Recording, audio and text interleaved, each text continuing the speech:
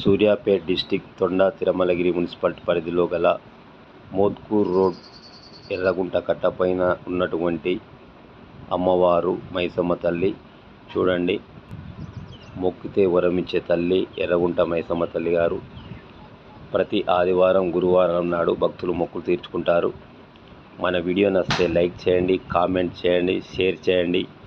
జై ఎర్రగుంట మైసమ్మ తల్లి.